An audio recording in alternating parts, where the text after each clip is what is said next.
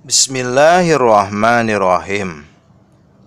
Dalam kitab At-Tibyan, faslun fin nafsi ma'al Qur'ani lirruqyati. Pasal terkait meniup besertaan Al-Quran karena untuk ruqyah. Rawa Ibnu Abi Dawuda an Abi Juhaifata as-sahabi radhiyallahu an. Wasmuhu Wahb bin Abdillahi. Telah meriwayatkan Ibnu Abi Dawud dari Abi Juhaifah yang sebangsa sahabat radhiyallahu an. Adapun namanya beliau Abi Juhaifah adalah Wahab bin Abdillah. Wakila ghairu dzalika, disebutkan bukan Wahab bin Abdillah.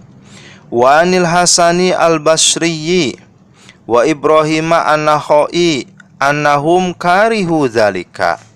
Dan juga dari Hasan al-Basri dan Ibrahim an-Nakhai bahwasanya beliau-beliau mulai dari Abi Juhaifah as-sahabi itu benci terhadap meniup besertaan Al-Quran karena untuk meruqyah.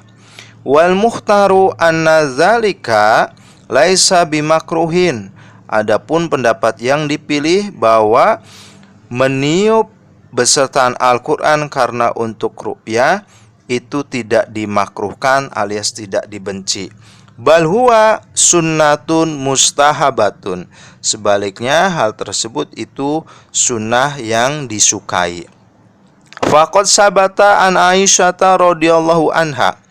Maka sungguh telah tetap dari Siti Aisyah radhiyallahu anha annan nabiyya sallallahu alaihi wasallam kana idza awa ila firashihi kulla lailatin jama'a kaffaihi summa nafasa fihima faqara'a fihima qul huwallahu ahad wa qul a'udzu birabbil falaq wa qul a'udzu birabbin nas summa yamsahu bihima ma istata'a min jasadihi yabda'u bihima ala ra'sihi wa wajhihi wa ma aqbala min jasadihi yaf'alu dzalika salasa marratin. Bahwasanya baginda Nabi sallallahu alaihi wasallam itu ketika hendak tidur menuju tempat tidurnya beliau, di setiap malam beliau mengumpulkan kedua telapak tangannya beliau lalu meniupinya.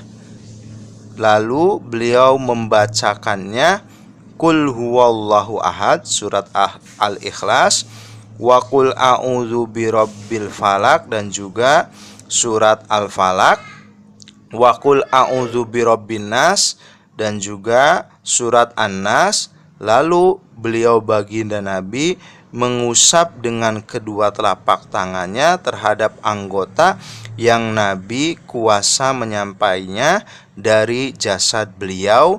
Lalu beliau memulai dengan kedua telapak tangannya tersebut atas kepalanya, lalu wajahnya, dan juga anggota yang di depan dari jasadnya beliau. Dan beliau melakukan terhadap mengusap tersebut dengan 3 kali. Rawahu al-Bukhari wa Muslim fi shahihaihima. Diriwayatkan hadis ini oleh Imam Al-Bukhari dan Imam Muslim di dalam kitab sahih keduanya beliau.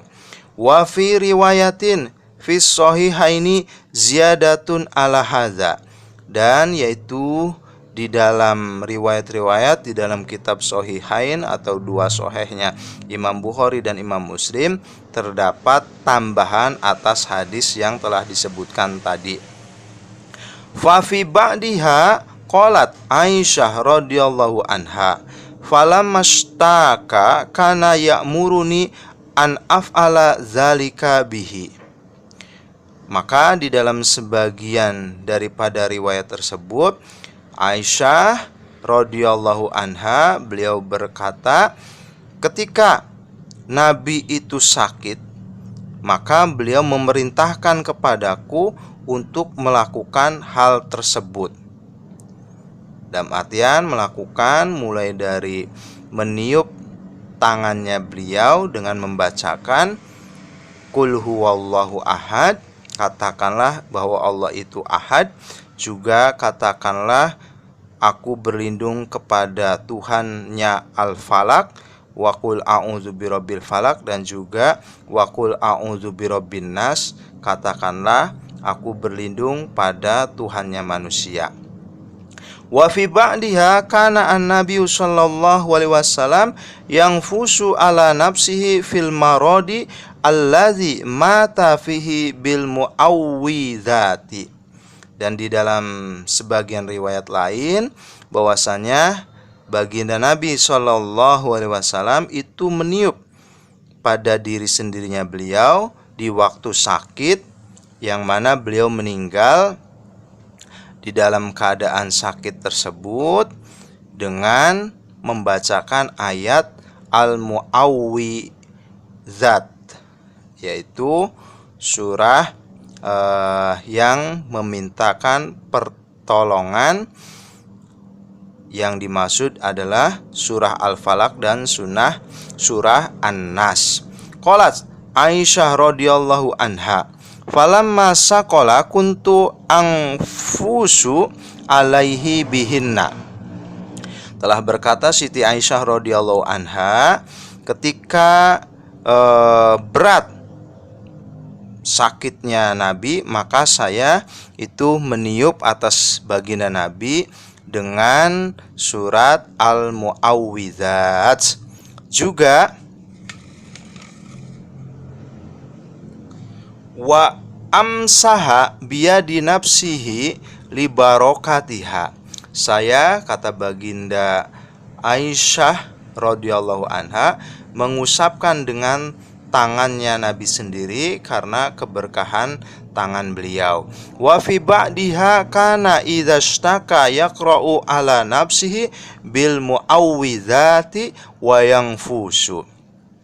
Dan di dalam sebagian riwayat yang lain yaitu dengan ungkapan bahwasanya Nabi itu ketika sakit beliau membacakan atas dirinya sendiri dengan membacakan surat Al-Mu'awwidhat, Al-Falaq dan An-Nas, lalu beliau meniupkannya. Qala ahlul lughati an-nafsu nafhun latifun bila rikin. Ahli bahasa berkomentar bahwasanya makna an-nafsu di sini di hadis-hadis yang tadi meniup yaitu tiupan yang lembut dengan tanpa ludah. Wallahu a'lam.